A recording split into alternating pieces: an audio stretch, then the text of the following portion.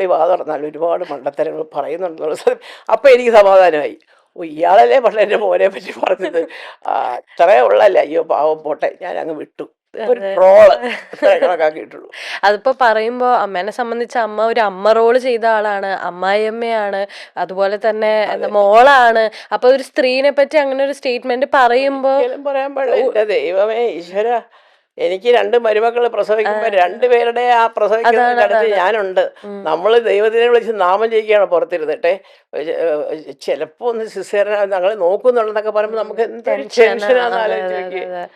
എൻ്റെ ഇത്രയും വലിയ ഞാനിപ്പോൾ പറഞ്ഞ എൻ്റെ വളരെ എൻ്റെ ചേട്ടൻ തന്നെ പറയാറുണ്ട്, പലപ്പോഴും ചില തലയുടെ പൊസിഷൻ മാറിപ്പോവുക, അപ്പോൾ ഒരു പ്രശ്നം വരും, അവർക്ക് ശ്വാസം അങ്ങനെ എന്തൊക്കെ സംഭവിക്കുന്നറിയോ. ചില ഹാർട്ടിന് വരെ പ്രോബ്ലം വരും ചില ഡെലിവറി കഴിയുമ്പോഴത്തേക്കും. അയ്യോ അതൊക്കെ ഇത് ഈ പുസ്തകം വായിക്കാറില്ല ഇങ്ങനെ. അത് ഇനി വല്ലവരും പറയുന്ന കേട്ട് വാരി പഠിക്കുന്നതാണോ എന്തോ എനിക്കറിയത്തില്ല. നമ്മളൊക്കെ പഠിച്ചു എനിക്കൊന്നും അറിഞ്ഞൂടെ അപ്പം.